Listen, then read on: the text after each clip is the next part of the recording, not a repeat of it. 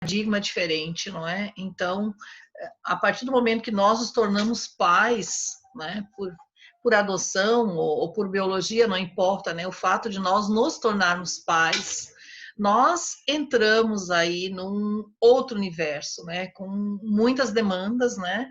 E como vocês gostam de dizer, com muitos desafios, né? Realmente é desafiante nós sermos pais, né? Por aqui em casa a gente tem 5 filhos, não é?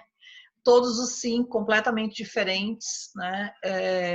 Dentro das suas necessidades, especificidades, temperamentos, personalidades, absolutamente todos diferentes, cada um universo à parte, né? Na nossa história, desses 5 filhos, 2 são biológicos meus. Isso é só histórico, né, pessoal, para vocês verem que a gente tem uma visão assim do contexto todo, né? 2 são biológicas, né, e 3 são adotados. Para Luiz, todos eles são adotivos. Então, gente, os desafios, não é, do pós-adoção, que eu imagino vocês estão num grupo de pós-adoção, não é?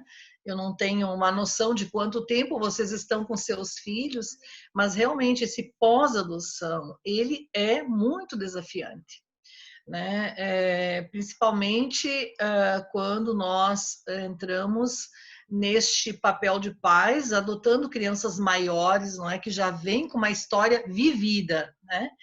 Quando nós adotamos bebê também tem história, né? A história é a história uterina, né?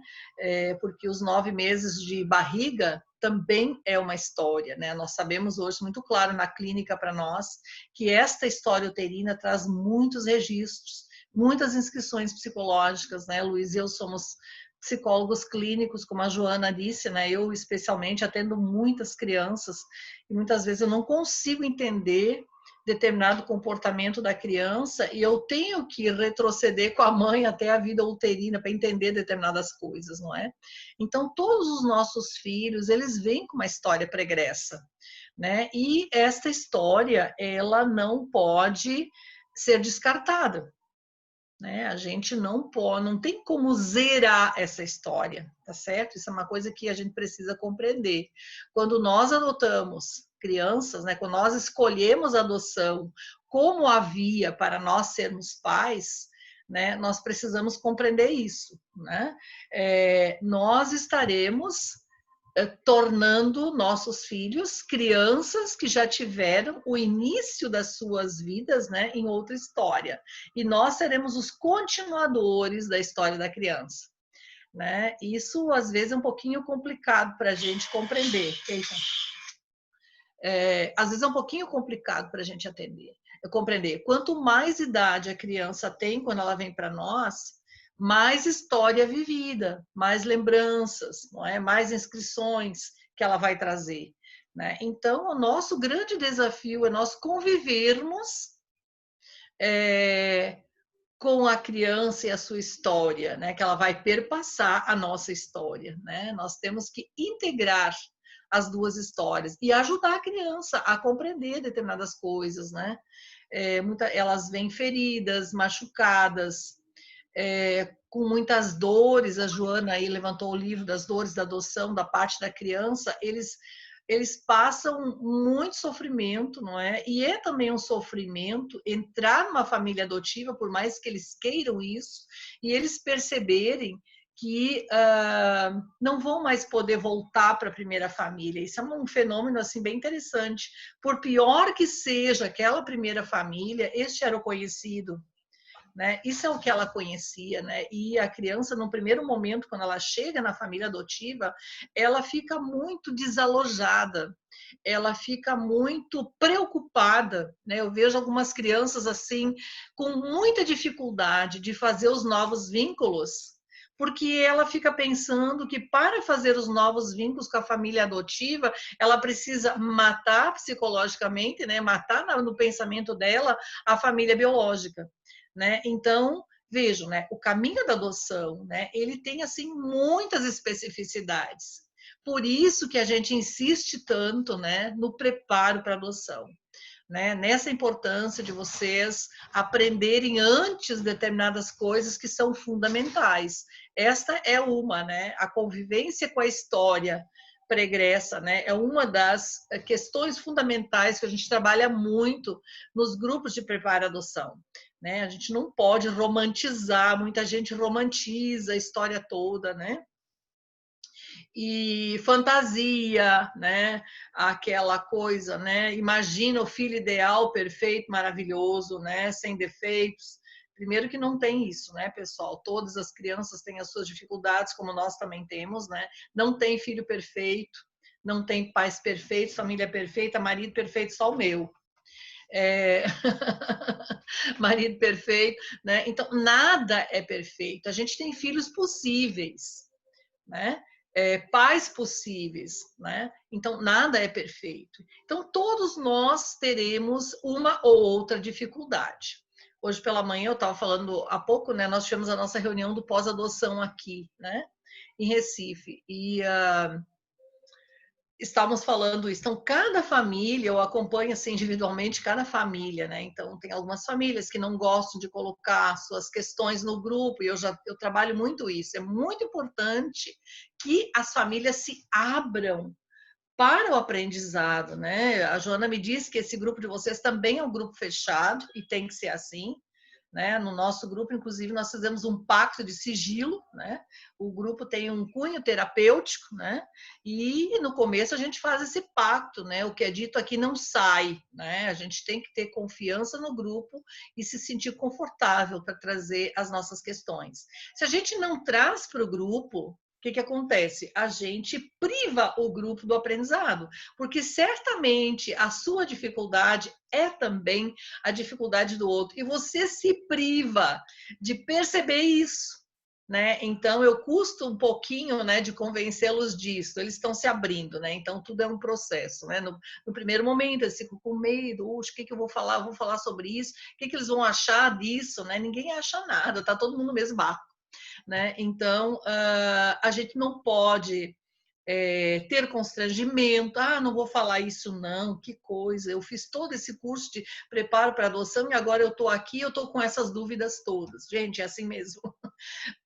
Eu não sei da história de vocês, né, mas normalmente nós somos pais de primeira vez, né? Então vocês não têm experiência, né, anterior, né, de paternidade e maternidade, né? Estão entrando nisso de primeira vez. O preparo para adoção é tudo teoria, né, pessoal? É teórico, né? É de fora para dentro, né? É teoria, né? Então, a gente vai realmente colocar na prática isso que a gente aprendeu quando chegam os filhos. Então, são os filhos que inauguram os pais. Vocês nunca foram pais antes, então, na verdade, vocês não sabem antes como vocês serão sendo pais. Aí eu escuto umas coisas assim, Suzana, eu não sabia que eu era tão chata, eu não sabia que eu era tão exigente, tão impaciente, tão nervosa, né? É assim mesmo. Vocês não foram pais antes, né? Então você só vai ser pai e mãe quando você se ver pais, não é assim? Né? E a gente se surpreende com a gente mesmo, né? E às vezes a gente vê, meu Deus, e agora? A Alia fala uma coisa muito legal, né? A Alia Paulive, né? Que é amiga de vocês também, né? Amiga de todo mundo. Ela diz uma coisa muito legal. Ela diz o seguinte, que quando nós nos tornamos pais, quando nós, não, errado. Quando nós passamos a educar nossos filhos, nós vamos vivenciar a nossa infância, né? Então, isso é muito real, né? Por mais teoria que você tenha lido, né? Mais palestras do Dr. Luiz, mais livros dele, né? Na hora de fazer a coisa, o que você vai fazer? Em geral, a gente faz aquilo que eles fizeram com a gente, que não era lá muito legal, né? A gente brigava muito com o pai, brigava muito com a mãe, né? Mas na hora do desespero, você vai buscar no baú uma estratégia que foi o que fizeram com você. Eu lembro quando eu era adolescente, eu brigava muito com a minha mãe, ela era muito rígida, não me deixava fazer nada, era um saco, né? Então, nos anos 60, eu queria ir nas matinés, no domingo de tarde, com meus amigos, ela nunca me deixava ir, eu tinha muita bronca com ela. E eu jurei, nunca na minha vida, quando eu for mãe, eu vou impedir minhas filhas de ir em algum lugar. Esse propósito foi muito legal, né? Até o momento que as minhas filhas começaram a sair. né? Eu comecei a ver os lugares onde elas queriam ir. Eu comecei a entender as preocupações da minha mãe, coitada, né? Então, nós só vamos nos perceber nesses locais, nesses lugares, quando nós estamos neles, né? Então, evidentemente que vocês estão experienciando muitas questões, né? Eu vou dizer algumas, né? Depois o Luiz complementa e a gente vai para as perguntas. Assim, num primeiro momento, o que eu costumo dizer, né, para os nossos pais, né? Nossos pais fresquinhos. Num primeiro momento, a gente precisa acolher a criança. Você não conhece aquela criança, né? Não importa a idade que ela tem, a gente precisa acolhê-la, né? Acolhê-la, compreendê-la, né? Nós adaptarmos a ela, veja, eu estou dizendo o contrário. Né? A gente está em período de adaptação, tem que adaptar ela na família. Num primeiro momento, é você que tem que se adaptar à criança. Eu sempre recomendo, procurem saber o que ela come no abrigo, o que ela gosta, a idade que ela, o horário que ela vai dormir, quais as brincadeiras que ela gosta. Né? A gente tem que procurar mudar o menos possível as rotinas, né? Os hábitos que ela tinha, né? Para que elas não estranhem demais, né? Eu sempre recomendo muito, não ponham numa escola super, hiper, mega fashion logo de saída, deixe numa escolinha pequena, que é parecida com a escola onde ela estava, até que ela se adapte melhor, né? E depois, passo a passo, a gente vai aumentando, né, este padrão. A criança não consegue, né? Eles não conseguem, num primeiro momento, dar conta, pessoal, disso tudo que a gente quer que eles aprendam. Né? E imagino, às vezes fico me colocando no lugar das crianças, eu atendo algumas na clínica, né? E eu tenho uma menina que eu atendo, ela tem 10 anos, 11 agora, ela foi adotada com 10. Muitas dificuldades no começo, muitas, uma criança que sofreu muita negligência, né? E ela chega no consultório, agora ela está bem melhor, está na fase boa, os últimos 2 meses. Mas eu perguntava para ela, e aí, fulaninha, como foi sua semana? Tia, é muito difícil ser filha, eu não consigo, coitadinha. Se o que é que você não consigo, não, tia, eu sempre me esqueço. Ela diz as coisas todas que ela era para fazer, ela esquece, entendeu? Então, eu disse para a mãe dela: faça um cartaz com as rotinas. Eles esquecem mesmo. Levantar, escovar os dentes, pentear o cabelo, as coisas mais básicas, entende? Para ela tinha que ser assim. E ela tinha já 10 anos, né, pessoal? Então, isso é um outro fator. Ela tinha 10 anos cronológicos, mas psicológicos, eu acho que era 5 ou 6, tá certo? Por que que isso é assim? Porque antes não houve estímulos, não houve um pai, uma mãe que ensinou uma rotina, cresceram assim ao Deus dará, né? Sobreviveram do jeito que puderam, né? Nós agora estamos tentando organizá-los. Vão conseguir, com certeza, tá?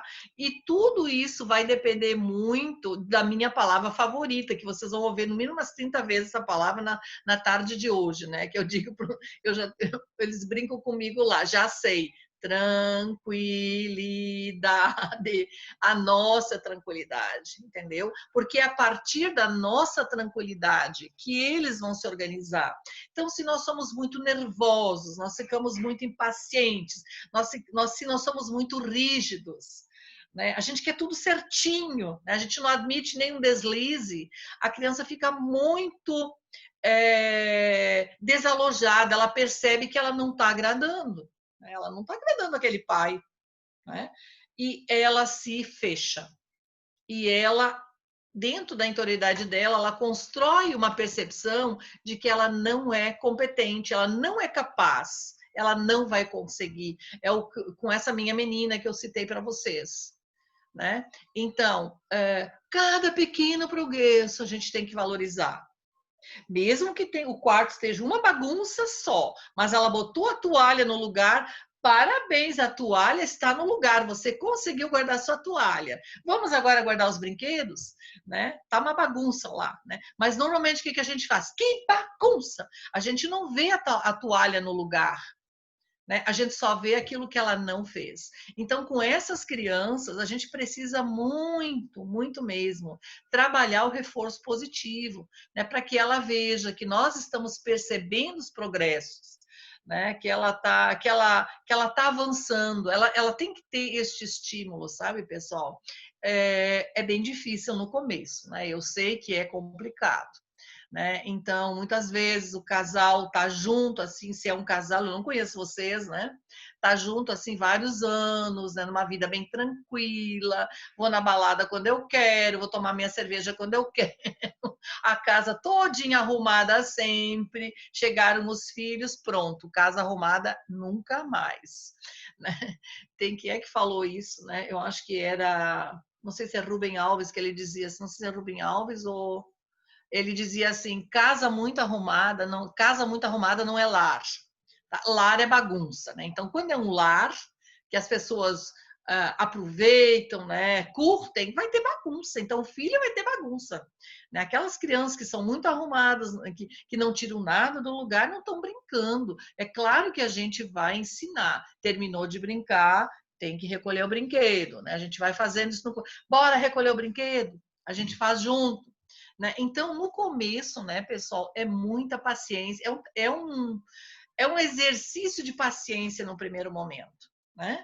E, perdão, gradativamente eles vão internalizando o que nós queremos que eles internalizem. Né? Não é muito rápido, não. Os testes, né? Claro que eles vão fazer testes, né? Eles precisam ter certeza que não serão devolvidos. Né? As birras, né? Então, hoje pela manhã a gente falava de uma birra, né? Vou dar o exemplo aqui, o menino tem 6 anos de idade, né? Ele, de vez em quando, ele inventa que ele não quer tomar café da manhã. Então, a mãe relatou no grupo, não, hoje pela manhã ele resolveu que não queria tomar café da manhã. Aí o meu marido fez uma quebra de braço com ele, você volte aqui e tome seu café. Não vai levantar enquanto não tomar seu café. Pronto, instalou-se o caos. Né? Esse é tipo da situação que não vai a canto nenhum. Né? Ele não tomou o café, ele emburrou e não tomou o café. Né? Então, o que poderia ser, o que ele poderia ter dito? Ele não vai morrer de fome, né? Se ele não tomar o café uma vez. Era uma birra mesmo, né? Tu não quer tomar café? Tudo bem. Olha, você não vai tomar café, agora você só vai comer na hora do almoço. Você aguenta? Não tem problema nenhum. Você não quer tomar, não precisa, não. Mas você só vai comer na hora do almoço. Então, então a gente não entra muitas vezes nessa birra, sabe? Quebra de braço não funciona, porque isso é o que eles mais fazem no começo, muitas vezes é pelo controle, né? Para testar, né? Então, e manter, né? Nós precisamos manter essa nossa capacidade de autorregulação nesses momentos, não é? Isso não é muito fácil, não. Tá? Então, no começo são muitos desafios, mas também muitas coisas boas, não é, pessoal? A gente perceber os progressos, é maravilhoso ver. Eu sempre digo assim, lembre, sempre olhe o todo, né? O dia que ele chegou e como está agora. Veja o que ele já avançou. A gente tem uma tendência de olhar só o que falta, né, pessoal? O que ele ainda não fez. Então, a gente tem que olhar a trajetória toda. Né? E com certeza tem avanço. Se tem avanço na trajetória toda, tá de bom tamanho. Uns avançam mais rápido, outros demoram um pouquinho mais. Não há uma regra geral, não há um manual. Se a gente fosse fazer um manual no pós-adoção, cada criança teria que ter o seu, porque são muito diferentes. Né? Determinadas questões que são gatilhos, né? A gente falou os gatilhos, né? Na pandemia agora, não sei se aconteceu com vocês, né? Mas aqui no grupo em Recife, a maioria dos pais relatou dificuldades muito grandes durante a pandemia, né? Por quê? Porque eles ficaram presos dentro de casa, né? Então, ficar preso dentro de casa pode remeter à institucionalização, né? Pode remeter a outras coisas. Então, a maioria deles estão muito ansiosos, muito agitados, demandando mais atenção, eles não têm mais a rotina da escola, né?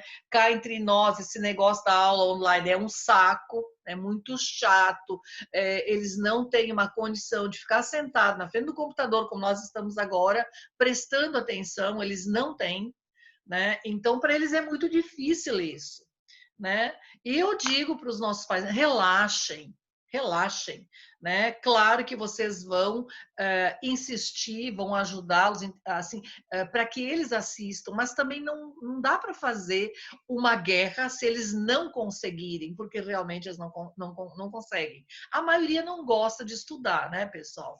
Eles não gostam mesmo. Então, como já não gostam, né? E tá desse jeito agora, né? Tá muito ruim. Então, tem que, durante essa pandemia, o que eu tenho dito aqui, gente, é uma época para vocês serem família, né? Estreitarem os vínculos, né? Se estão em casa. Vamos fazer atividades em comum, vamos cozinhar em comum, descobrir uma receita nova, isso tudo vai estreitando os vínculos, que num primeiro momento, pessoal, no pós-adoção, a primeira questão que nós precisamos fortalecer são os vínculos. Tá? Realmente, essa é a nossa principal tarefa, fortalecer os vínculos. A escola é importante, depois. Primeiro, vocês precisam se fortalecer enquanto pais e eles enquanto filhos. Vocês aprendendo a serem pais, se percebendo pais e eles filhos. Esta é a tarefa mais importante. Vai perder o ano, quem se importa? Tá? Não importa, vai perder o ano. Tá? Ano que vem recupera. Então, agora vamos fortalecer os vínculos, fazer coisas prazerosas, que vocês fiquem juntos, né? Realmente eles gostam muito do contato direto, né? Do corpo a corpo, né? Do carinho, né? O que eles não tiveram, né? Que nós estamos dando agora. Hoje de manhã escutei um relato bem interessante, um menino que foi adotado aos 13 anos de idade. Essa é um casal de mulheres que adotou esse menino e elas já tinham dois filhos que elas adotaram bebês, né? E os filhos que elas já têm, um tem 11 e o outro 12. E agora adotaram um menino de 13. Conclusão, o bebê delas é mais velho do que os filhos que elas tinham, né? Então, o que aconteceu? Ele chegou na família, não é? E ele começou a compreender a história dos irmãos, né? E ele começou, elas me ligaram essa semana, né?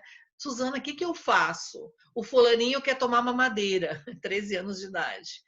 O que eu faço? Eu disse para ele que ele não está mais em idade de tomar mamadeira, ele tem 13 anos, ele é adolescente, já passou da fase. Eu disse a ela, dê a mamadeira, como dê a mamadeira. Ele disse que ele quer uma mamadeira, ele nunca tomou uma mamadeira, ele quer uma mamadeira, porque os irmãos dele tomaram mamadeira e ele quer uma mamadeira. Se faz uma mamadeira para ele. Vai lá, compra a mamadeira com ele, dê a mamadeira, deixa ele experimentar. Aí ela relata hoje de manhã, assim, emocionante, né, o relato dela. Ela disse que foram comprar uma mamadeira azul, como ele queria, e ela fez a mamadeira de leite. Só botou leite dentro da garrafinha, né? E ele tomou a mamadeira no colo da mãe, gente. Eu fiquei muito emocionada quando ela relatou isso. Tomou a mamadeira no colo da mãe. Aí ele tomou uns 3, 4 dias. Eu disse a ela, não insista na mamadeira, compra a mamadeira e guarde. Se ele pedir, você dá. Né? Então, ele uns 3, 4 dias, ele tomou a mamadeira. Agora está guardada a mamadeira lá, ele não está mais pedindo. Deixe lá. Né? Vejam. Né? Se elas ficar, e elas começaram assim, não, você não vai tomar porque você já é muito grande. Não, dá mamadeira. Qual é o problema? Entendeu? Deixa eu tomar mamadeira. Aí alguns querem colo. E outras coisas que eles não vivenciaram, né, pessoal? Então, a gente precisa assim compreender as demandas, não é, dos nossos filhos, né? Essas lacunas todas que eles têm muitas lacunas, né? E usar a empatia, né? O afeto, é isso que tem que fluir, sabe? Nessa hora, no primeiro momento, né? E gradativamente, se vocês conseguem construir um vínculo que não é automático, né, pessoal? Isso a gente tem que lembrar, não é automático. Eu vi que tem uma pergunta ali que fala nessa questão da família biológica, né? Eu já vou aproveitar, já vou respondendo essa pergunta. Eles vão ter memórias da família biológica, como eu comecei dizendo, eu fui para outro lado, né? Num primeiro momento, eles têm dificuldade, né, de entender, né, que eles agora não vão mais voltar para a família biológica, que eles vão estar com vocês para sempre. Né? Eles se dão conta disso. Né? E como é que a gente ajuda? Né? Eles trazem as coisas, né? Começa a falar da família biológica. Às vezes eles dizem, não, eu gostaria de voltar para minha outra casa.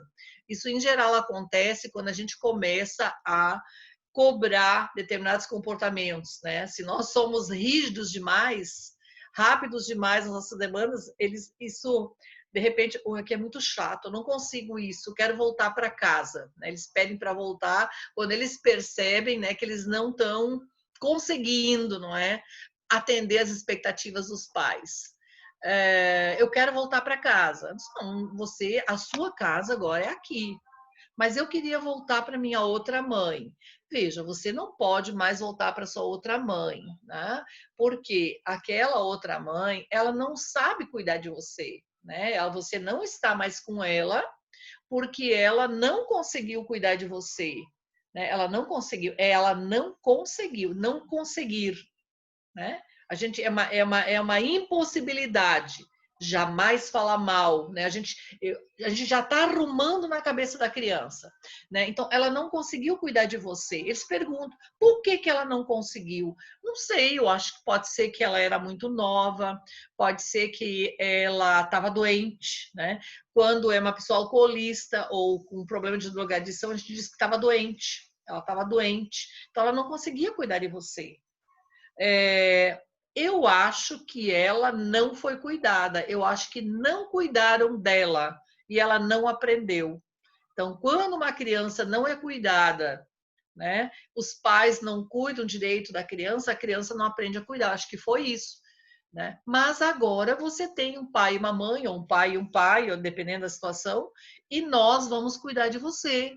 Mas veja, ela não pôde cuidar de você, mas aquela mãe fez uma coisa muito importante para você. Ela deu a barriga para você nascer. Isso foi muito importante.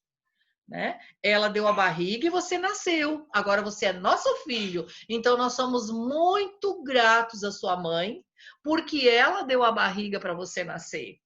Eu não pude dar minha barriga para você nascer, mas eu posso cuidar de você, eu posso proteger você, posso dar você as coisas que você precisa. Então a gente ajuda a arrumar. E veja, meu filho, você não precisa esquecer aquela mãe. Você não precisa. Ela mora dentro do teu coração e ela pode ficar para sempre dentro do teu coração. Teu coração é gigante. Cabe aquela tua mãe, cabe aquele teu pai, cabe eu e o outro teu pai ou a outra situação. Então, a gente arruma na cabeça da criança, porque às vezes ela acha que ela tem que matar os pais biológicos, né, para ela poder amar a família adotiva. Isso se chama integração, gente. Então, ela percebe que você a aceita com a sua história e apesar da sua história, né? Então, isso é muito importante. Jamais desqualificar a família biológica, porque se a gente fizer isso, a gente está desqualificando a criança. Está falando dela?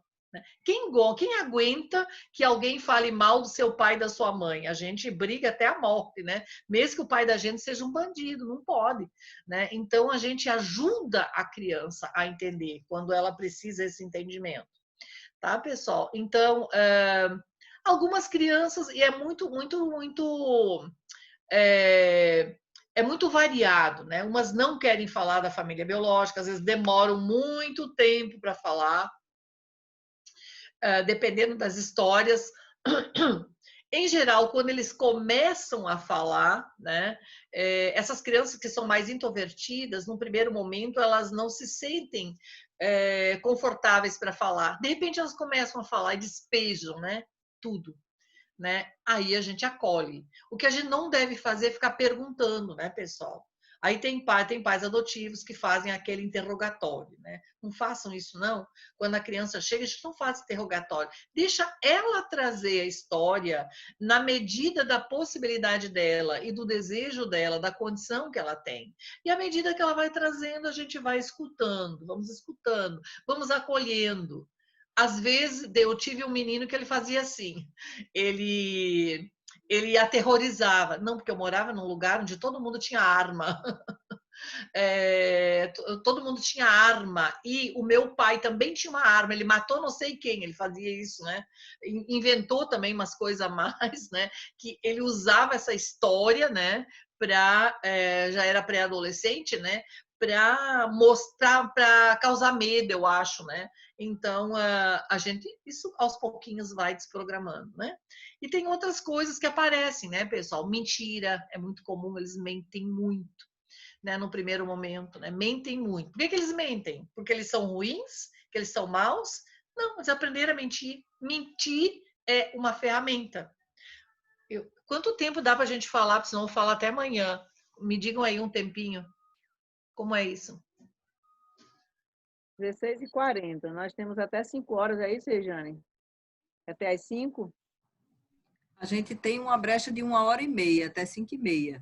Pode ser antes ou depois. Só, já aproveitou que você deu essa respirada, essa família que perguntou sobre a questão biológica, ela não pôde estar presente, então com um filho doente, ela está angustiada porque a criança, ela tinha 2 filhos biológicos e adotou 2 irmãs, né? E as irmãs tinham um histórico de devoluções, de várias devoluções, alguns problemas bem complicados. E era um grupo de irmãos que não eram só deles 2, eram de 10 irmãos. Então, as meninas, inclusive, a mais velha do que elas, foi adotada por uma família da própria cidade.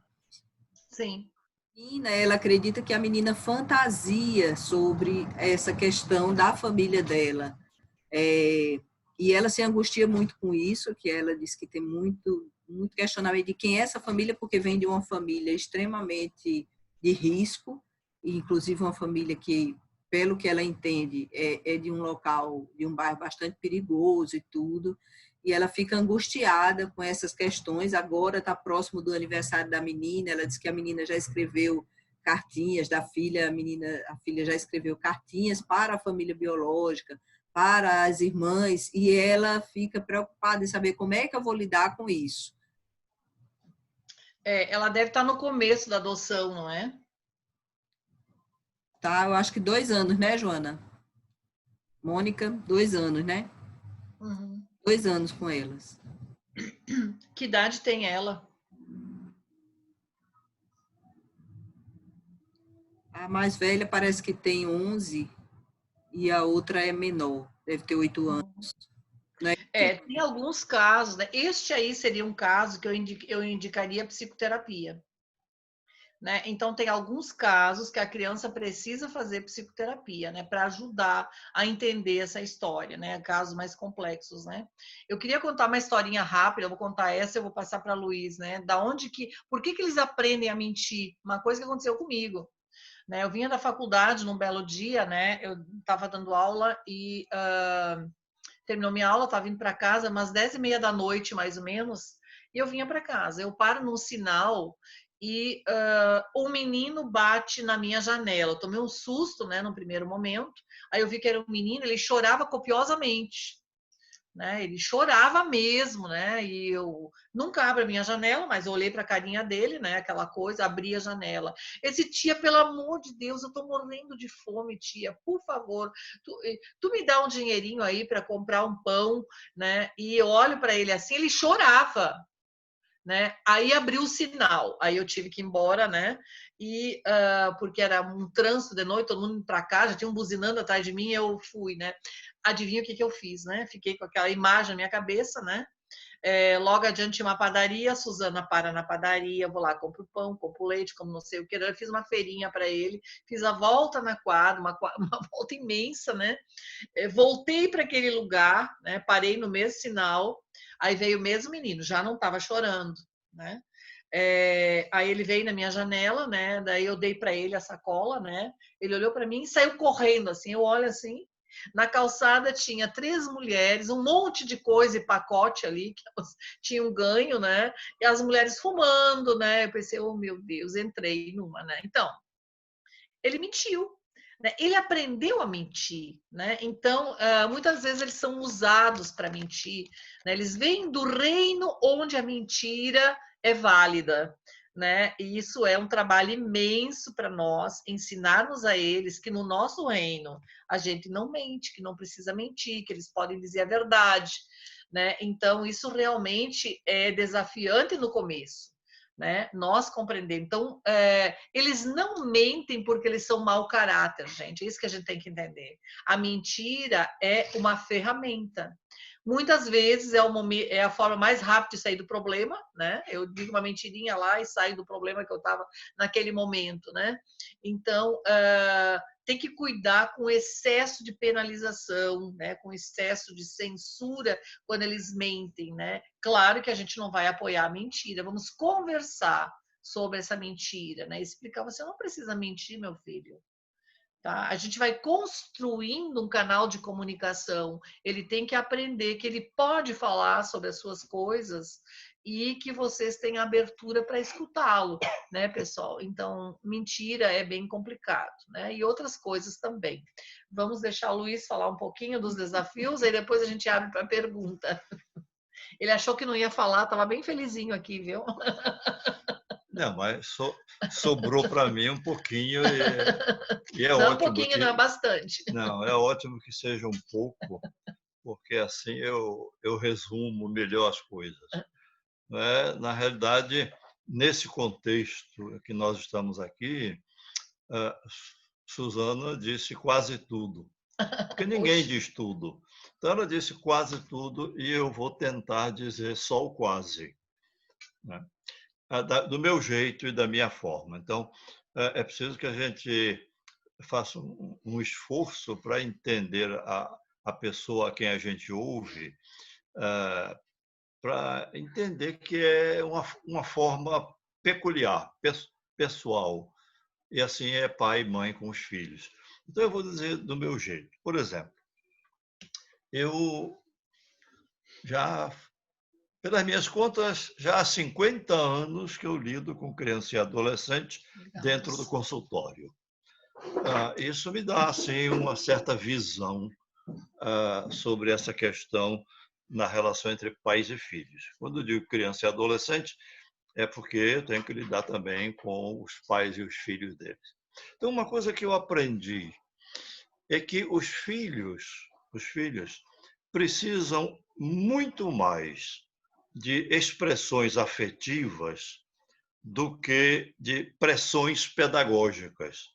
Porque geralmente os pais assumem uma posição de ensinar coisas aos filhos e eles, os pais, acham que sempre ensinam coisas boas. Eu também acho isso, não é? Mas muitas vezes essas coisas boas chegam ao filho de uma forma imposta, pela persistência, pela exigência, pela cobrança. E aí, veja só, o bem imposto muitas vezes torna-se um mal porque desqualifica um bem maior que é a liberdade do indivíduo que aprende. Então, quando a gente ensina coisa boa para o filho, isso não quer dizer que se ele não absorve aquilo, ele é mau. Se ele não se interessa por aquilo, é porque não há um vínculo. Não é verdade. Na relação entre pais e filhos, as aprendizagens ocorrem dentro de momentos de transição. É por isso que nós, os pais, não podemos cair naquela armadilha de substituir a nossa ação pela tolerância. Eu acho que a gente tem que retirar a tolerância e substituí-la pela paciência. Porque tolerância é uma coisa assim: olha, eu estou tolerando, eu estou aguentando, mas daqui a 3 meses eu vou torcer seu pescoço. Isso é tolerância. Paciência não. No meu entendimento, paciência é infinita. A paciência não tem fim. Eu sei que muita gente não concorda com isso. Uma vez eu falava num congresso de professores e eu falava sobre essa questão da relação de paciência do professor com o aluno na sala de aula, e uma professora não gostou. Ela disse: professor, o senhor está dizendo que paciência tem que ser infinita, mas tu não acha que Às vezes a gente é paciente com um aluno e ele esgota a gente se cansa de ser paciente. Eu digo, acho. Então, como é que o senhor diz que tem que ser infinita? Isso eu vou lhe ensinar como é que faz.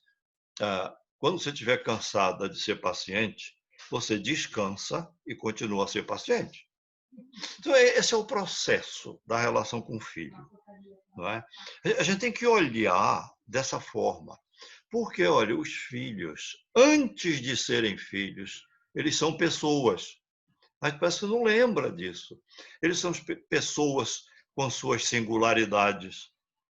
Pessoas, como disse Suzana aqui, com a sua história, sobretudo os filhos que a gente adota com qualquer idade, até o recém-nascido. Eles já vêm com uma história, a gente sabe disso. Então, quando eles têm já mais idade, alguns anos, eles vêm com uma história que não tem que se desvencilhar. Essas crianças vão mudando muito lentamente. Muito lentamente. Desconfiem de mudanças bruscas de comportamento nos filhos que a gente adota já com mais idade.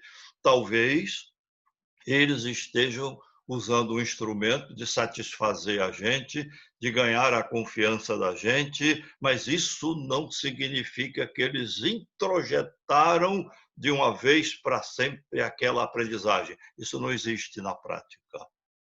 Então, os filhos precisam mais de expressões afetivas do que de pressões pedagógicas. Porque é pela via do afeto que a gente vai passando os ensinamentos e então o filho, ao longo de um tempo, cada um no seu ritmo, vai absorvendo aquilo. Cada um tem o seu tempo. Então, veja só.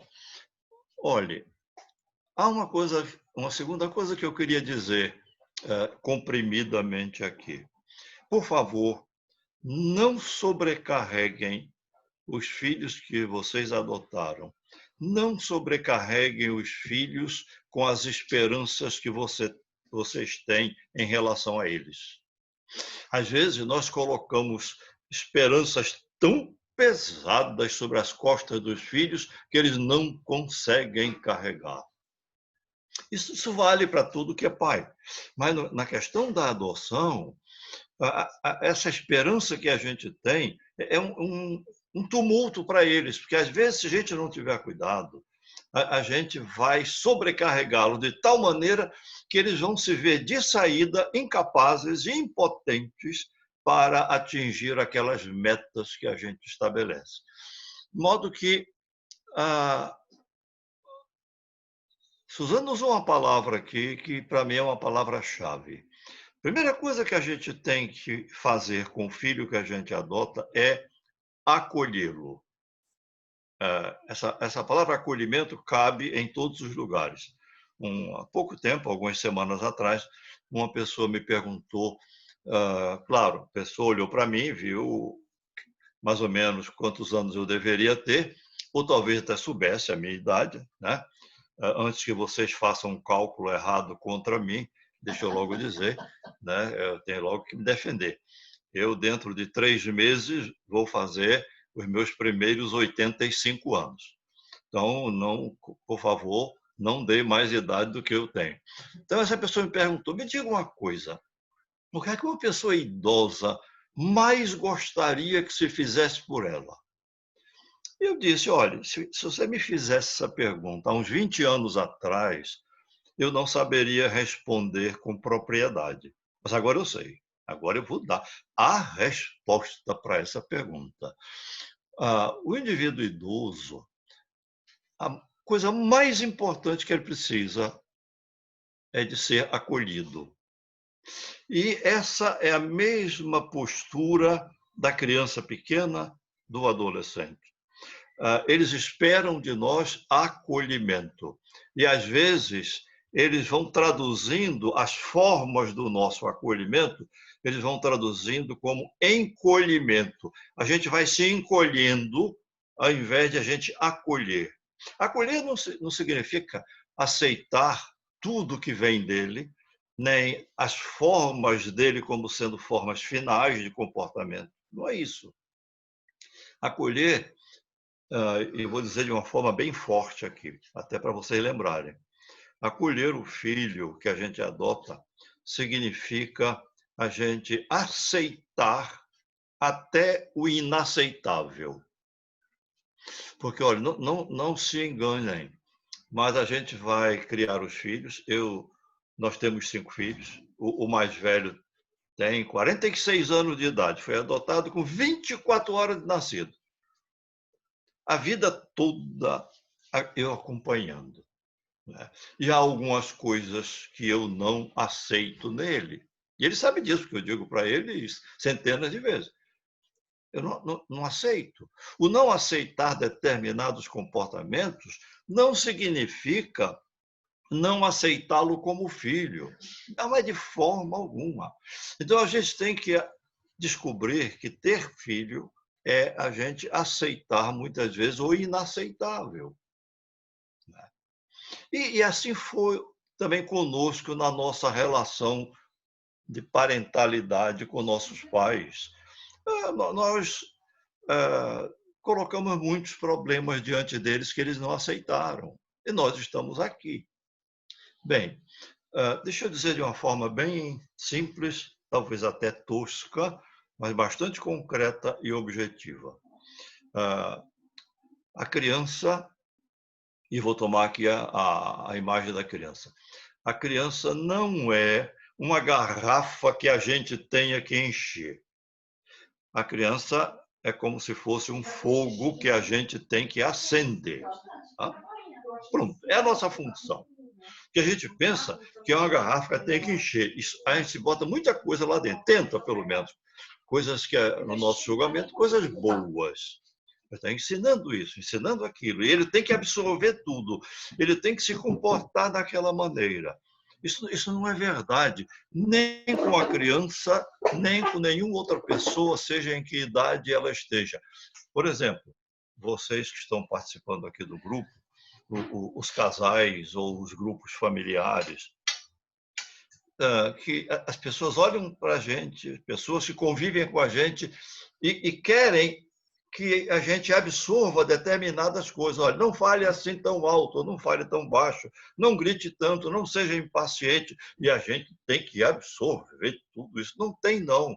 A gente absorve o que puder, a gente absorve o que as circunstâncias permitem e as condições da gente de absorção. Há tecidos que são impermeáveis, não passa nada. Há outros que absorvem com mais rapidez ou com menos velocidade. Então, volto àquilo que eu disse inicialmente. Os filhos, antes de serem filhos, são pessoas com suas peculiaridades. E aí, eu acho que eu até anotei aqui num papel 25 coisas para dizer, só disse 3, e vou dizer a quarta, e parece que o tempo termina, né? Mas é assim mesmo. Veja só o que eu gostaria muito que as pessoas percebessem. Eu sempre faço uma relação muito estreita entre forma e conteúdo. Nós aprendemos, de certo modo, que o mais importante é o conteúdo, a forma é secundária. Isso não é verdade. Isso não é verdade. Eu, pelo menos, não conheço nenhuma forma ou nenhum conteúdo sem forma. Então, a forma é importante quando ela é adequada ao conteúdo. A forma é tão importante como o conteúdo. A forma de a gente fazer, a forma de a gente dizer, a forma de a gente esperar. Quantos conteúdos extraordinariamente bons nós temos para passar para os filhos e que se perdem porque estão abrigados em formas inadequadas. Então, é por esse caminho que toda vez que eu falo a um grupo parecido com o grupo de vocês, eu digo isso. É por esse caminho que a gente ajuda as pessoas na sua preparação para a adoção. A gente tenta ajudar as pessoas depois que adotam os grupos de pós-adoção. Mas fica faltando um terceiro grupo. Esse grupo eu ainda não vi ainda de uma maneira formal ele se organizar. o grupo de preparação dos pais como pessoas. Não como pais, mas eles pessoas. Parece que nós não nos preparamos como pessoas para assumir determinadas posições na vida.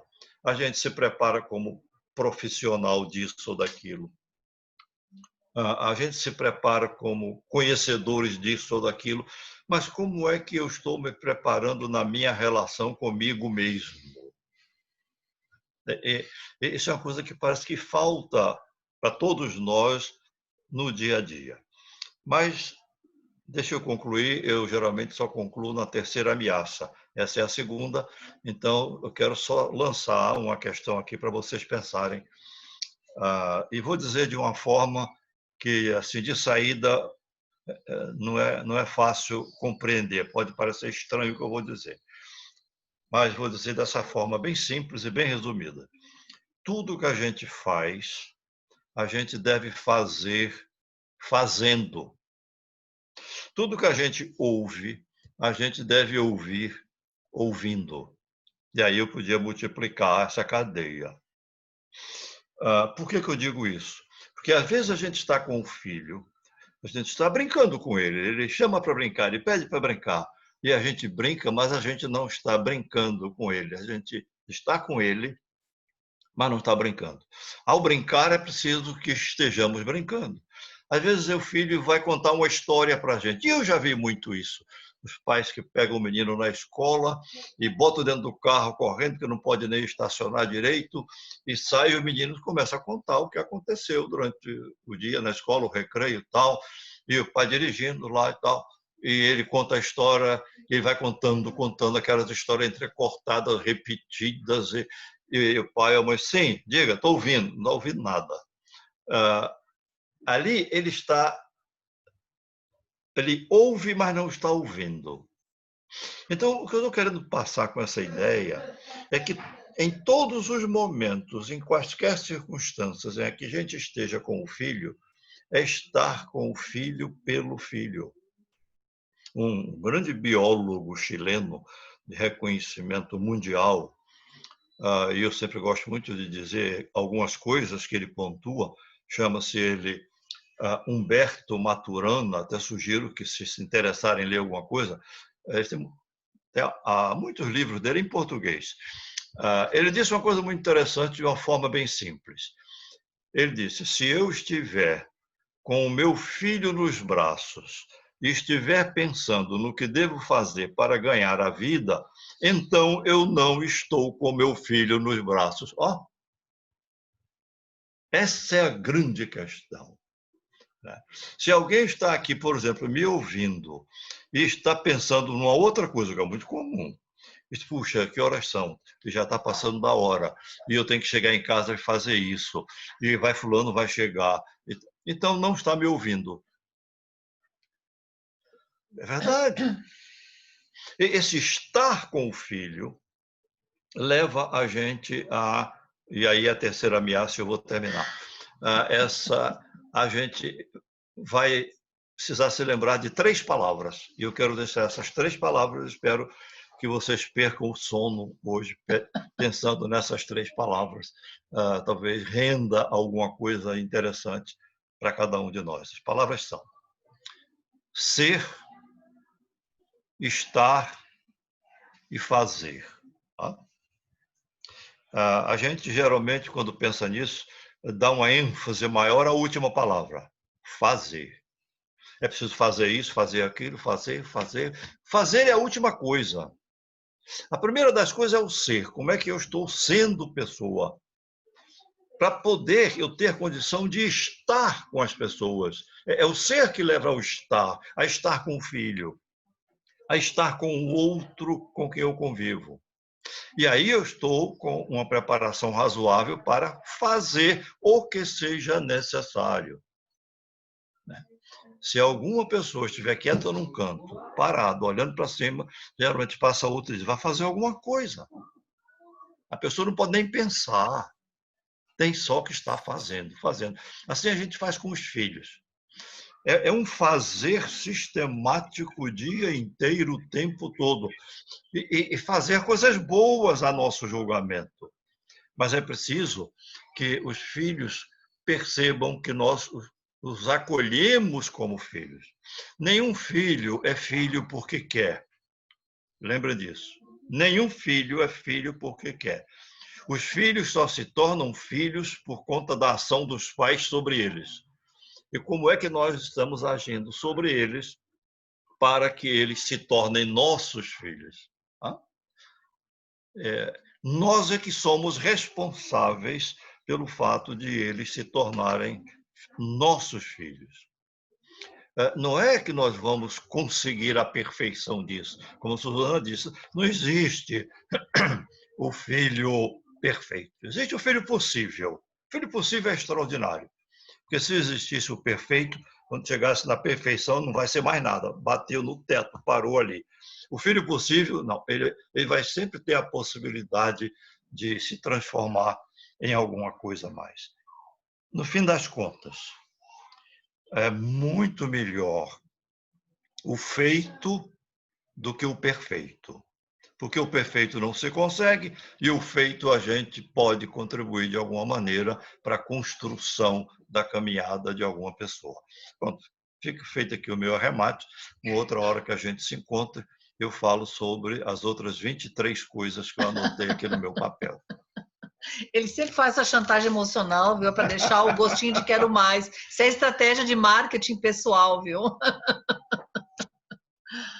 Pronto, mas realmente nos desafios do pós-adoção, gente, dá para a gente falar 2 dias sem parar e falta tempo.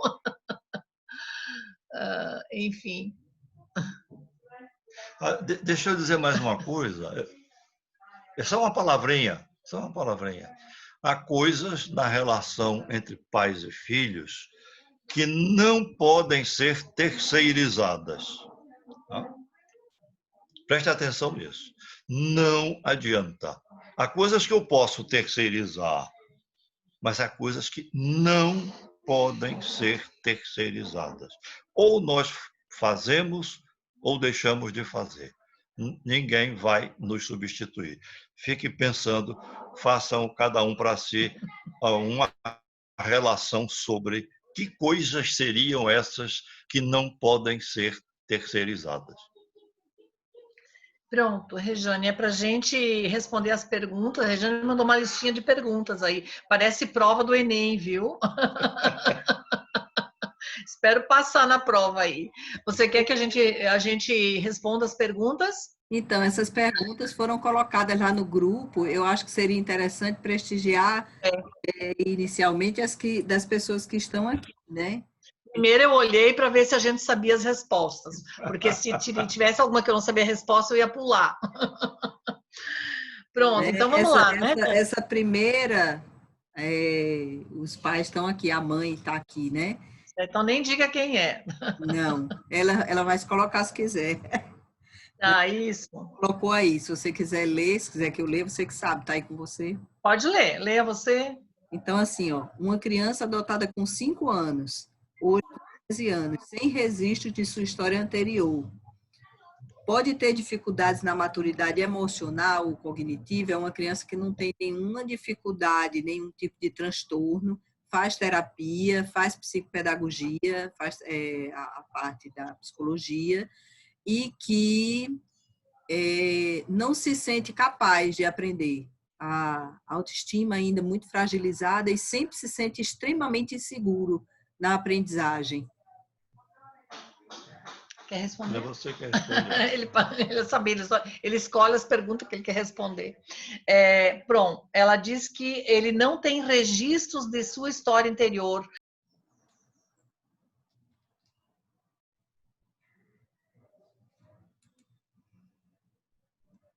Espera aí, calma.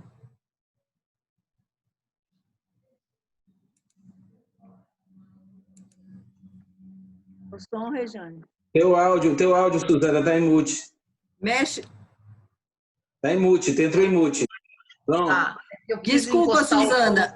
Deu um revertério aqui nesse negócio. Bom, deu certo agora, vá. Pronto, não, eu estava perguntando, né? Ela colocou na pergunta, ela disse na pergunta que a criança essa adotada aos 5 anos de idade não tem registro da história anterior. É a criança que não tem ou a família não tem? Como é isso? Uma criança adotada com 5 anos sem registro da sua história anterior. A família não tem A registros? família não tem o registro, era uma criança acolhida e que não foi passado para ela o histórico de Não saúde, sabe de nada. família. Veja, é muito difícil, não é, a gente dar resposta assim sem conhecer o caso, né? Porque muitas coisas poderiam estar envolvidas aí, né? Então, ele foi adotado aos 5 anos de idade, né? Então, a gente não sabe o que aconteceu com ele até os 5 anos de idade, né? Hoje ele tem 13 anos. Tudo bem, não saber o que aconteceu até os 5 anos de idade é importante, né? Porque a gente não sabe se ele foi maltratado, se aconteceu algum trauma, né? Alguma coisa importante, né? Não sei como é a autoestima desse menino, né? Vocês falaram, não sei se é um menino, uma criança, né? Que ele tem um problema grande de autoestima. Em geral, os nossos filhos adotados, pessoal, maiores, todos eles têm dificuldade de autoestima, por isso que eu sempre digo assim, nós precisamos elogiar mais do que criticar. É onde eu no começo falei para vocês, né? Valorizem os pequenos progressos muito mais do que o que eles não conseguiram. Ou quando vocês forem criticar alguma coisa não feita, ao mesmo tempo valorizem o que ele já conseguiu. Olha, você já conseguiu guardar sua toalha no lugar certo, né? Vamos agora guardar os brinquedos? Não se fixar muito na impossibilidade, porque eles têm realmente uma autoestima bem regredida, né? Ele pode ter dificuldades na maturidade emocional, depende como ele foi criado dos 5 aos 13. Veja, se ele foi criado de uma forma bebetizada, né? Às vezes as famílias, eu não estou dizendo isso, vou fazer uma hipótese, né? Às vezes a criança é adotada com 5 anos de idade, ela é bebetizada, a autonomia dela não é estimulada, é um filho único, a família bebetiza muito, protege muito, não permite que ele desenvolva autonomia, independência, né? Porque veja, nós somos todos produtos de um útero social, dos estímulos que nós vamos recebendo. Até os 5 anos ele não teve estímulos. Dos 5 aos 13, quais estímulos ele recebeu? Eu não sei. É difícil de responder assim, sem saber o caso. Mas ela pode ter, sim, dificuldades na maturidade emocional cognitiva. Pode ter dificuldades, mas não posso dizer que tem dificuldades. Tem que ver a história toda, né, para ver o que se passa aí. Tu quer completar isso? É difícil dizer, né? Porque É muito difícil a gente especificar isso, mas há coisas de ordem geral que caberiam em situações semelhantes, né? Essas crianças, no caso já um adolescente aí, vão precisar preencher determinadas lacunas que a gente supõe que provavelmente existiram. E essas lacunas, em geral, elas são preenchidas pelo ouvir. Eu estou especificando ouvir. Ouvir, na realidade, a criança.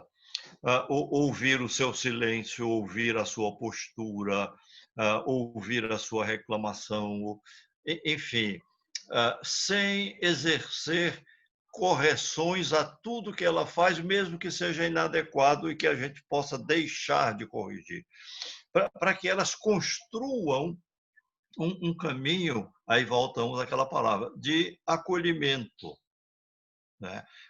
Elas precisam sentir, e aqui eu vou usar uma palavra que em geral as pessoas usam de uma forma imprópria, penso eu, as pessoas dizem assim, olha, eu vou suportar você, eu suporto, eu aguento, mas a palavra suportar significa, primeiramente, dar um suporte. Então, a criança precisa, numa situação como essa, sentir que a gente está dando um suporte. É por isso que eu disse, se a gente não se preparar como pessoa, vai ser difícil a gente usar determinados recursos para dar suporte às crianças que vêm com uma história como essa. Então, é uma coisa que precisaria de mais tempo para a gente detalhar, mas essa ideia do suporte, a gente vai aprendendo com outros ou aprendendo sozinho à medida que a criança vai demonstrando suas necessidades. Eu lembrei de um caso que eu acompanhei, gente, que e não era adoção, não. Vou trazer esse caso para vocês verem, né? Esse menino que eu vou citar para vocês era um menino, né? Ele tinha 9 anos de idade e ele não conseguia estudar sozinho. Menino inteligente, veio para o consultório porque ele tinha uma dependência total e restrita da mãe. Ele não conseguia fazer tarefa sozinho, não conseguia estudar sozinho, né? E não tinha autonomia nenhuma, ele não sabia escolher uma roupa, ele não conseguia decidir o que ele ia comer. Aí eu recebi, os pais, ele já estava com 9 anos, começaram a se preocupar, a escola disse para a mãe, olha, ele aqui tem dificuldade de fazer tarefa, ele disse para mim que ele não consegue fazer, que ele só faz com você. Então, trouxe para o meu consultório, o que eu descobri? Desde pequeno, a mãe sentava no lado dele para fazer a tarefa. O que aconteceu? Ele criou essa dependência da mãe. Ele não desenvolveu autonomia. Então, essa mãe, na ansiedade dela, achando que as tarefas todas tinham que ir absolutamente certas, corretas, perfeitas para a escola, né? Porque isso provava que ela era uma boa mãe, né? Ela fazia questão disso, né? Ele passou para a mãe a responsabilidade da tarefa, entende, gente? Na hora da prova na escola, a mãe não está junto, né? Ele tem que dar conta dessa prova sozinho, sem a mãe. Então, tem muitas questões nessa questão da maturidade emocional cognitiva que são circunstanciais. Nós criamos na forma como nós conduzimos o processo educativo dos nossos filhos, né? Então, a nossa busca sempre tem que ser pela autonomia. No primeiro momento, né? Eles não têm uma noção do que tem que ser feito e como tem que ser feito. Mas à medida que eles vão aprendendo, a gente vai desmamando determinadas coisas, né? E deixando eles errar. Né? Não tem que corrigir toda a tarefa. Eu tive que até falar para minha filha outro dia, né? Ela estava lá, minha neta aprendendo a letra H. Tá muito feio, apague. Eu disse, minha filha, fui no canto falar para ela, não faça isso. Ela pode errar. Se ela fizer tudo perfeito, como é que a professora vai saber que ela tem dificuldade em escrever a letra H? Né? Então, pode faltar uma questão. Por que ela vai chegar na escola, a professora vai perguntar, por que você não fez essa parte aqui? Ah, eu me esqueci. Né? Ela tem que dar conta do que ela não fez. Eu não posso suprir tudo, entende, pessoal? É assim que a gente vai construindo a maturidade emocional cognitiva da criança. Ela tem que aprender a pensar. Se eu penso por ela toda vez, ela não aprende, entendeu? Então, nessa história pode ter muitas coisas. Tá, vamos adiante. Mas a Rejane é psicopedagoga, né? Isso aí é um caso para você, viu, Rejane? É o nosso caso.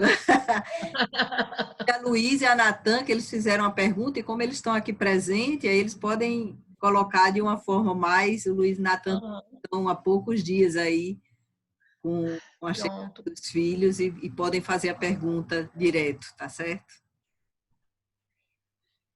Boa tarde. Boa tarde. Tá sendo um enorme Olha quem está ali atrás, que linda.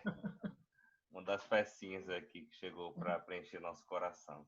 Certo. Nós estamos há 22 dias no estágio de convivência. É um casal, né? Adoção necessária. Estamos aqui com a pequena, com 7 anos. Pequena? Estou vendo uma menina grande aí.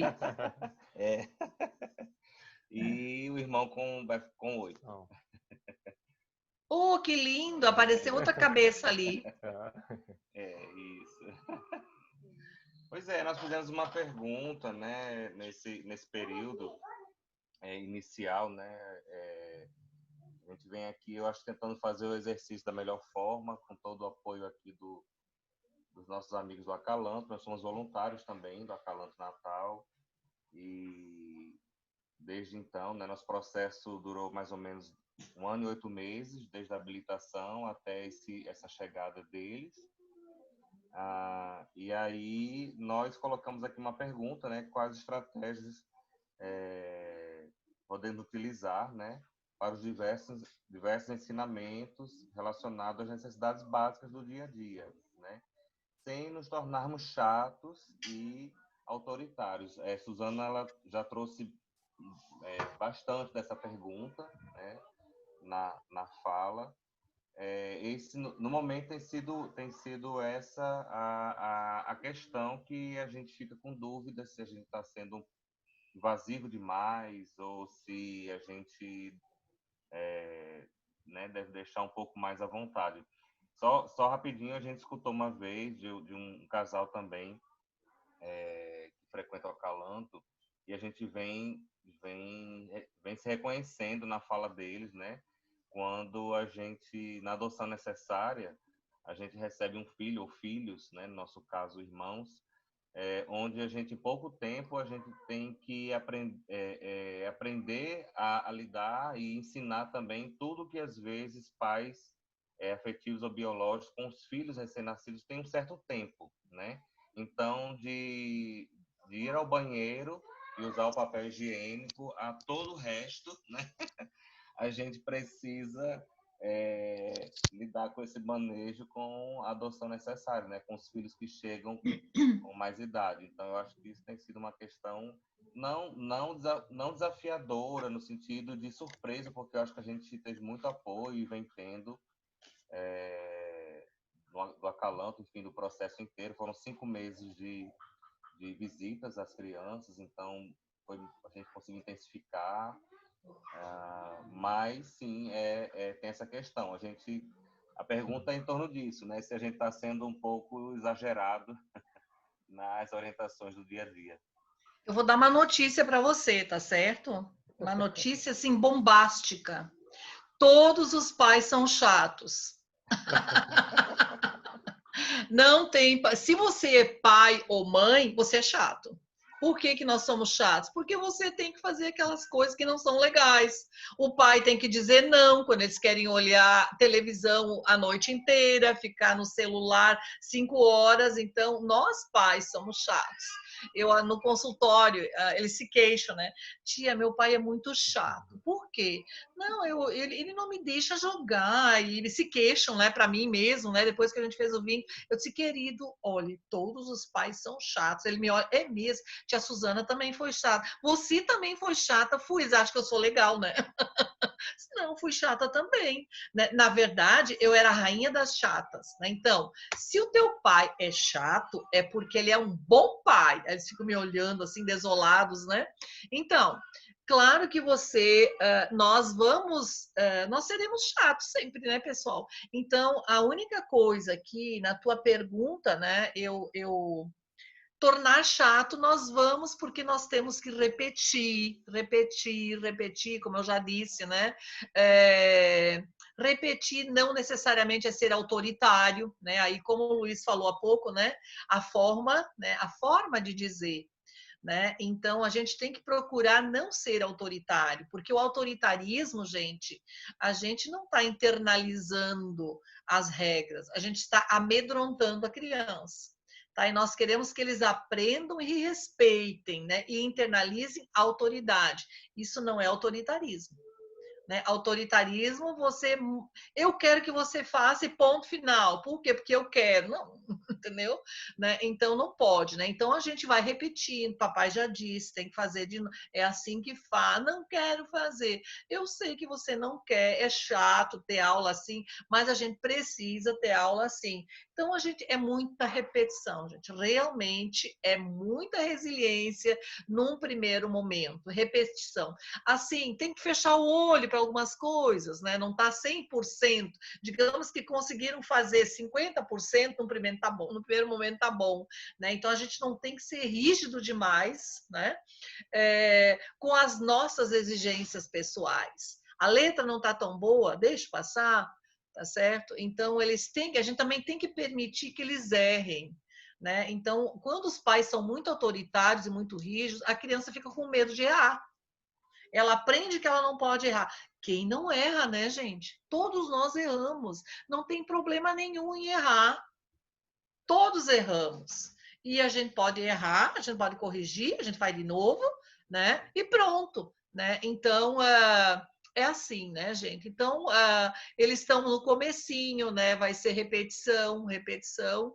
E, de vez em quando, papai, você é chato. É sim, filho, eu sei, eu sou chato mesmo, mas todos os papais são chatos. Eu dizia para minhas filhas, mãe, tu é muito chata. Eu sei, eu concordo. Mãe, tu é mais chata. Elas queriam me irritar, né? É verdade.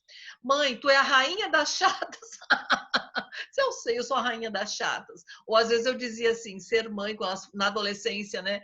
Ser chata está no currículo de todas as mães. Quero ver esse currículo que só tem coisa ruim. Né? Então é isso, né, pessoal? Todos os pais que são pais são chatos, porque você vai perguntar para onde vão, com quem é que vai mandar levar o casaco, vai lembrar, né, as coisas todas, é o nosso papel, né? Então, mas é um papel gostoso, né? Bora para a próxima, Rejane? Bora lá. Nós temos aqui essa número 2, você pulou? Oi, Rejane?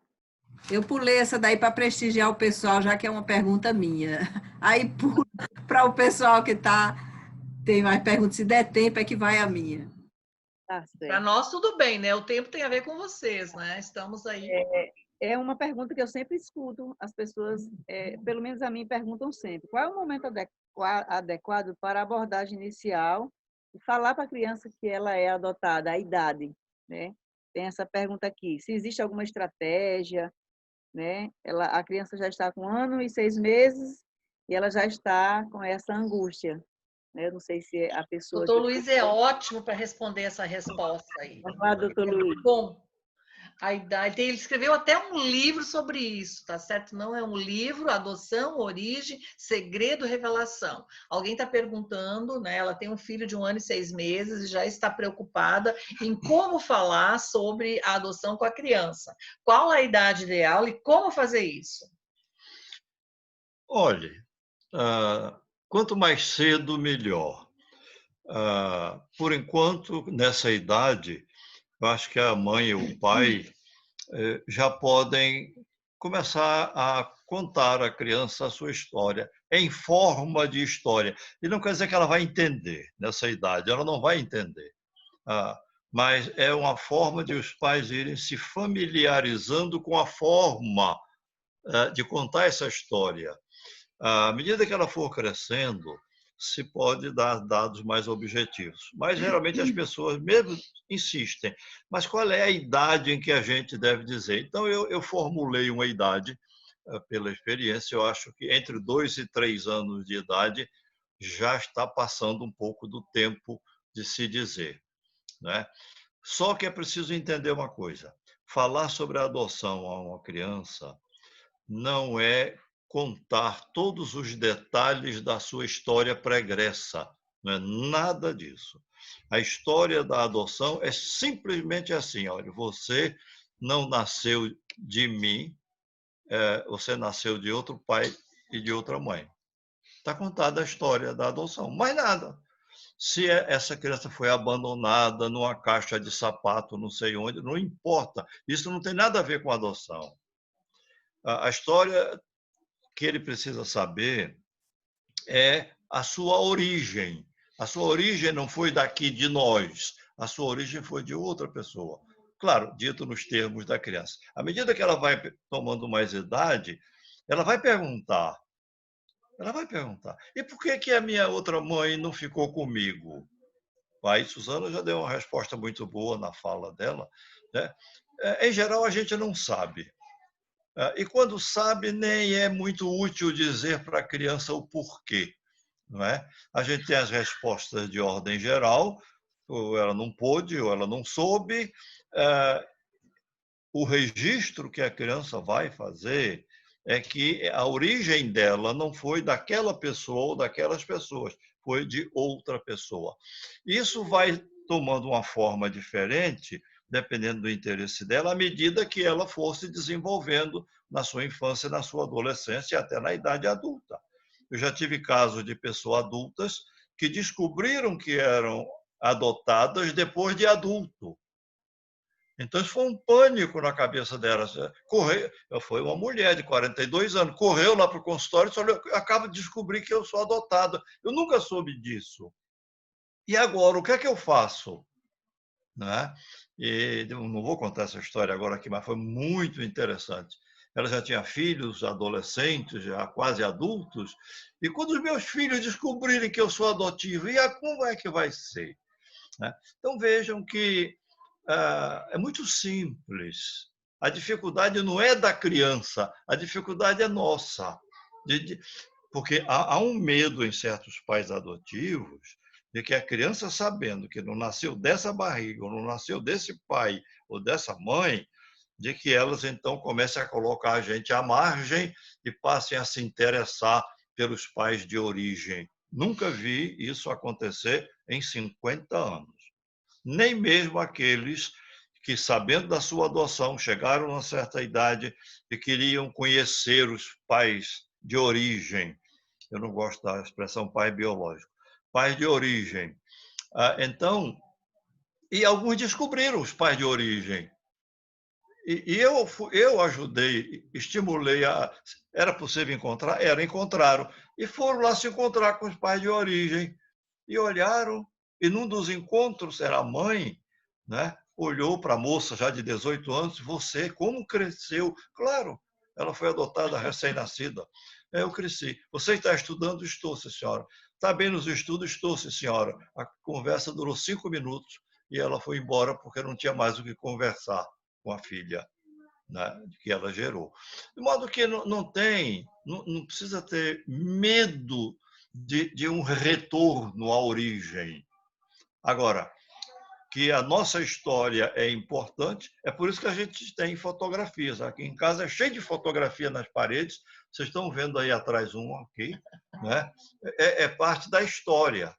Fulano, quando tinha 2 anos, quando tinha 8 anos, 20 anos. Né? A gente registra os álbuns. Hoje não tem mais álbum, hoje é pendrive, que ninguém bota no pendrive e ninguém vê nunca mais. Os álbuns a gente via toda hora. Então, é a história que a gente quer registrar. Né?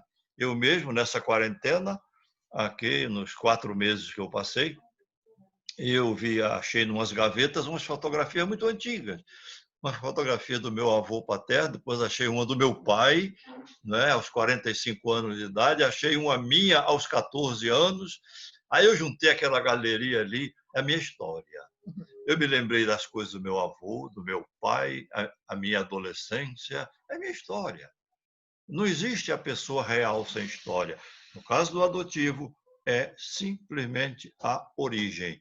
Os outros fatos não têm a ver com a história da adoção. Podem ter a ver mais adiante com a história pessoal dele. E começa essa idade de 1 ano e 6 meses, como o Luiz disse, pode começar com um livrinho. Né, vai introduzindo esse assunto, né? Eu sempre digo assim, da mesma forma como na família biológica. Vou pegar o meu exemplo pessoal aqui. A minha segunda filha era muito perguntadeira, né? A primeira não perguntava nada, né? Aquelas coisas, quando chega lá pelos 4, 5 anos, normalmente eles perguntam: mãe, como é que nascem os bebês? Né? A gente vai explicando. A primeira não perguntava nada, lá pelos 6 anos, eu comprei um livrinho que existe até hoje, De Onde Viemos. É o livrinho que eu comprei, né? Que ela começou a folhear, né? Aí eu falei, mostrei como vinham os bebês e tal. A segunda, ela fez todas as perguntas que a primeira não fez, mais as dela, né? E a primeira pergunta dela, ela tinha 3 anos de idade, nós encontramos uma mulher grávida. E ela, uma amiga minha, ela disse: mãe, por que ela está tão gorda? Eu disse: ela está tão gorda porque ela tem um bebê na barriga. Imediatamente. Eu também estava na tua barriga? Estava. Fosse ela adotiva, eu dizer o quê? Não, minha filha, você não estava. Você nasceu da barriga de outra mulher. É o que eu diria se essa fosse adotiva. Né? Então, ali eu disse: sim, você estava. Ela ficou feliz, eu estava. Pronto. Daqui a umas 3 semanas, ela vem para mim do nada. né? Eu não sei qual é a conexão que ela fez, mas ela me perguntou: mãe, como é que foi que eu entrei dentro da tua barriga? Né? Isso é o amadurecimento cognitivo, né? Aí a gente aumenta a explicação, né? Não, papai colocou uma sementinha na barriga da mamãe, que encontrou um ovinho lá, e a sementinha e o ovinho transformou-se numa célula. Ela achou o máximo essa palavra célula. Célula? Ela ficava, eu fui uma célula. Né? E essa célula foi se reproduzindo e foi crescendo, deu uma, duas, três, virou o bebê. Pronto. Né? Satisfeita? Não. Daqui a um mês depois, eu não lembro mais o timing, né? Ela vem para mim e diz: ô mãe, como foi que papai colocou a sementinha dentro da tua barriga? Aí a dona Suzana foi lá pegar o livrinho, né, que era mais fácil. Né? Então é assim, a gente vai aprofundando na medida da curiosidade da criança, vai colocando ingredientes. E simples, né, pessoal? Tem que contar, começar cedo, como o Luiz disse, é mais para treinar a gente do que a criança, né? Para a gente se acostumar a falar sobre isso com naturalidade. Isso é muito importante para quem adota criança pequena. Se eles não souberem ou souberem de uma forma inadequada, né, por outras pessoas, se isso for jogado, né, também você é adotado, pronto. Né? Instala-se o caos. Aí vem aquela história assim, não, ele ficou sabendo que era adotado e revoltou-se. Veja, ele não revoltou-se porque era adotado, porque soube que era adotado. Ele revoltou-se porque descobriu que mentiram a ele. Né? As pessoas de referência, as pessoas que ele ama mentiram. Né? Então, a gente precisa construir a nossa história com nossos filhos ancorada na verdade. Tá, pessoal? Então, é assim, não tenham medo, né? As crianças aprendem com naturalidade, né? Tem muitos livrinhos aí que a gente pode usar para criança pequena, assim, né? Tem um livrinho que eu amo muito, que chama Só Faltava Você, que é um livrinho que só tem quase só desenhos, né? E a gente pode aprofundar-se, né, nesses livrinhos na medida do desenvolvimento da criança. Mas tem que contar, assim, e começar cedo. Tá bom? Jane, como é o tempo? Nosso tempo era 17h30, nós já estamos com 6 minutos. Como é que fazemos? Como fazemos? Eu posso fazer o seguinte, ó, tem umas perguntas que não foram respondidas. Eu me comprometo a deixar um áudio para a Rejane com as respostas que não foram dadas. Pode ser assim? Aí não fica ninguém sem resposta, tá? Ótimo. Então, pode ser. Alguém, Joana, daqui do grupo, alguém quer fazer alguma colocação, alguém que está aí com alguma pergunta na ponta da agulha para a gente encerrar, né? E aí? Algum elogio também, né? É bom também, né? A gente ver aqui como foi que vocês receberam, como vocês se sentiram, né? Se a gente vai poder continuar tendo esses encontros, isso aqui é formado por nós, então a gente é quem tem que nos posicionar para saber se... Né, Quase aqui, quero mostrar. E a ideia é a gente se fortalecer mais. Fiquem à vontade, por favor.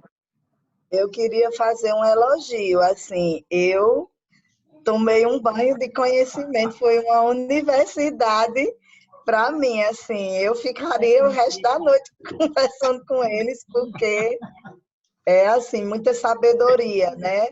A gente, de uma forma muito simples, as lições foram passadas de uma forma fantástica. E não... Obrigada. Olha a neta aí, olha os netos aí, ó. Olha os netos. Apresentamos, olha a fase. Caiu o som dela. Olha Fechou, Suzana, você encostou em alguma coisa aí, deixa eu desbloquear você aqui. Mas tem uma mãozinha. Tá vendo, gente? Como já vai indo, isso aí já é a segunda geração, e temos uma terceira, que nós já somos bisavós. Bom. Não é lindo? Gente. Bom. Eu estou terminando já. Mas é lindo, pessoal. É lindo. Cada geração fica melhor para a gente, né? Que a gente fica só acompanhando e assistindo, né? Exato. Filha, esse rapaz aí. É o Jean. Jean. Oi, Jean. Oi, Jean, estão dizendo. Opa! Oi. Meu amor. Esse é o meu rapaz. Lindo. Estamos Legal. aprendendo. aqui. Mais alguém, pessoal? Eu concordo com você. É muito gostoso conversar com Suzana e o Luiz, seu Luiz, porque eles têm uma linguagem muito clara. Eles trazem para a gente, assim, eles fazem um retrato realmente do que a gente vivencia, né? Então, assim, é muito enriquecedor passar esses momentos com vocês. A gente agradece muito. Mais alguém tem alguma coisa para colocar? Eu queria só colocar uma coisa, Suzana, a gente está começando, né, com essa nossa perspectiva de pós-adoção, tem sido muito interessante, nós estamos com um grupo de, sei lá, acho que 50 e poucas, quem olhou aí por último deve dizer, lá no grupo do WhatsApp, é um grupo realmente fechado, algumas pessoas se sentem mais à vontade de se colocar, tem dias que, de repente, em poucos segundos, tem 100 mensagens, né? E aí a gente para e diz, meu Deus do céu, o que é que eu estou perdendo aqui, né? Nós temos no grupo algumas psicólogas, né? Aqui tem uma delas, que é a Juliana, que está no grupo, para dar um suporte quando precisar, né? E a gente está seguindo aquela proposta que a ANGAAD, né, deu para a gente, então a gente, que é um suporte que ainda nem foi divulgado, né? A gente está com privilégios, que está entrando com uma proposta muito interessante, e até dezembro a gente segue com os 3 grupos, porque com a pandemia a gente acha que é preciso isso, e aí o ano que vem é outra proposta, é outra ideia, mas foi muito interessante, porque a gente sempre tinha feito o Papo em Família, tá? E a Andréa aí que coordena o Papo em Família, e a gente atende o público do pós-adoção e a gente atende o público dos pretendentes à adoção, né? E aí, agora a gente está com um público mais específico, né? Do pós-adoção, que é um público que o judiciário não chega junto, né? Depois Alcança. cada um Na segue verdade, seu não rumo, tem né? condições, né, de alcançar, eu penso. De forma nenhuma. 61 participantes do grupo do pós-adoção, no momento. Tem sido muito rico, tem sido muito interessante. Eu acho que é uma proposta que veio para ficar com o Acalanto, né? Nesses 23 anos. Só agora a gente está em pandemia tendo essa coragem de iniciar esse grupo do pós-adoção, e tem sido muito bom para a gente. Tem sido muita aprendizagem. E vocês vieram para clarear muita coisa, né? Onde eu vejo, eu estou assistindo vocês, e o interessante é que cada dia a gente aprende mais, né? Então, eu estou saindo daqui dizendo assim, olha, Regina, tem um pouquinho mais de paciência, tenha calma, se tranquiliza, respira, toma um copo d'água e retoma. Descanse. Na verdade, gente, eu sinceramente, aqui em Recife, o nosso NAPA, que é o nosso núcleo de apoio no pós-adoção, tem 2 anos. Eu não sei como é que a gente sobrevivia sem o nosso núcleo de apoio no pós-adoção, porque tem se mostrado tão importante, tão fundamental, sabe, no apoio às famílias, porque realmente são situações muito específicas, não é? E os pais adotivos realmente eles ficam à deriva, né? Saem do judiciário com seus filhos, o judiciário não alcança, eles não têm essa condição de fazer esse acompanhamento, principalmente a condição também, a vivência, não é? Então, quando nós fazemos isso num grupo, o grande aprendizado, como eu disse no começo, né, pessoal, é vocês se permitirem aprender, vocês colocarem as suas questões no grupo, porque colocando as questões todos aprendem. Né? Então, é um aprendizado coletivo, né? Então, isso tem sido fundamental, né? Eu sou incansável em dizer que cada grupo de apoio à adoção deveria ter este pós-adoção. Na minha perspectiva, ele é tão importante quanto o preparo para adoção, porque Sim. é na chegada do filho, né, que nós nos inauguramos enquanto pais e que as coisas vão acontecer. E principalmente porque nós estamos muito, né, trabalhando, né, Rejane, muito tempo, né, as adoções necessárias, desde o Plano Nacional de Convivência Familiar e Comunitária comunitária, né? Desde há 20 anos nós falamos, 20 e poucos anos, desde a fundação da ANGAD, nós falamos nas adoções necessárias. Então, se nós trabalhamos, incentivamos as adoções necessárias, nós também precisamos trabalhar, e contribuir para que essas adoções sejam seguras e para sempre. E o pós-adoção é fundamental, gente. Eu realmente, nós estamos numa fase aqui de muitas adoções de adolescentes. E eu vou dizer para vocês, com toda sinceridade, se não tivesse o grupo, eu acho que a gente teria já enfrentado devoluções. Né? Então, é muito importante, sigam com o trabalho, a gente vai aprendendo, é isso mesmo, né? Todos aprendem, quem mais aprende no nosso NAPA sou eu, porque a gente tem oportunidade de ter essa vivência, né? Isso que vocês trazem, gente, não está em livro nenhum. Tá? Quem está no curso de ecologia não tem disciplina lá sobre adoção, assim como não tem no curso de pedagogia, assim como não tem no curso de assistência social, não tem essas questões que nós vivenciamos, não existe. Né? Nem no curso de direito, né? O ECA não é estudado adequadamente, então nós estamos construindo conhecimento, né? Quando eu puder parar para escrever, o Luiz me cobra todo dia, quando é que você vai escrever? Um dia eu paro, né?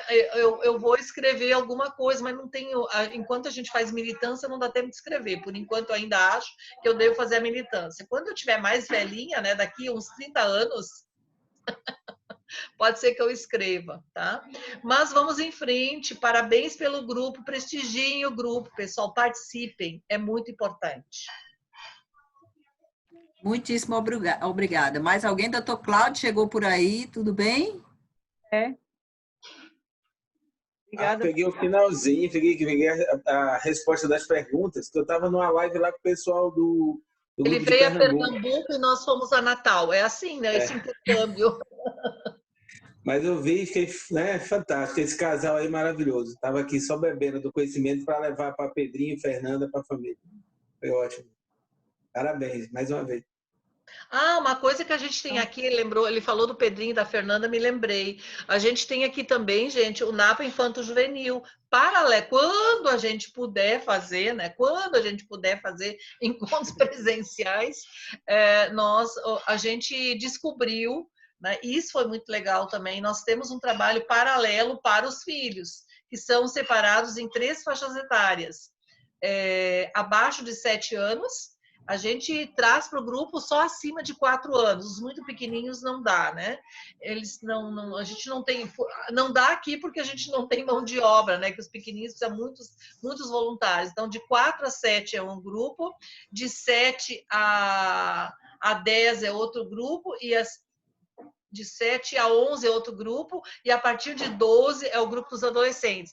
Gente, está sendo muito legal. Né? Porque, veja, assim como nós temos dúvidas, né, como pais, eles também têm quanto filhos. Então, os adolescentes, principalmente, eles ficam trocando, né, o que está acontecendo, as suas ansiedades, os seus medos, as suas preocupações. Tem sido muito rico, viu? Vocês podem também, né, quando puderem, né, introduzir este atendimento aos filhos, né, no pós-adoção. É bem legal.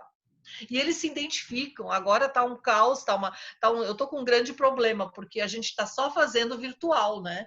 E todos reclamando, quando é que nós vamos ter o nosso, né? Que está todo mundo sem grupo, né? Estão cobrando, estão sentindo falta. É muito rico, realmente. Mas é isso, muitíssimo obrigada. Vamos dar continuidade. Quem quiser, né, continuar com Suzana, a gente vai ter agora no dia 2 de agosto, com a Andréa lá, o Papo em Família. Eu acho que minha filha deve ter sido contactada de alguma forma, porque ela me fez um batalhão de perguntas sobre a questão de revelação essa semana. Eu acho que a Andréa deve ter feito alguma convocação para ela, que ela queria saber detalhes da adoção dela. Olha só, 22 anos. E eu digo, legal, agora ela está pronta para ouvir. Pois é, e aí ela disse, meu Deus, eu pensei que sabia a minha história, porque é o que Schettini colocou, a gente não precisa dizer tudo no pequeno, né?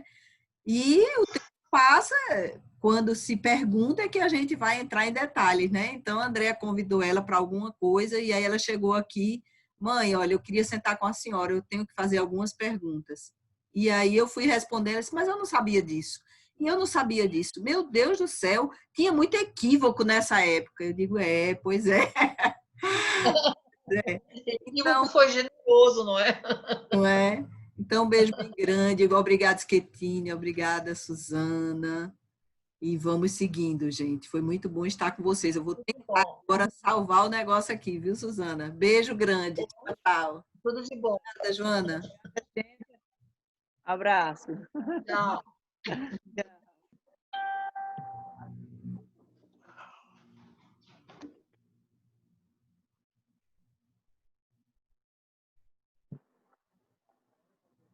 E agora, como é que eu salvo? Meu Deus. Já fechou? Eu não sei. Cadê o Pedro? Cadê o povo que entende do computador? Pedrinho. Fecha a reunião. Aonde é que eu fecho essa reunião? Mas não vai perder, hein? Ah, é agora, vai.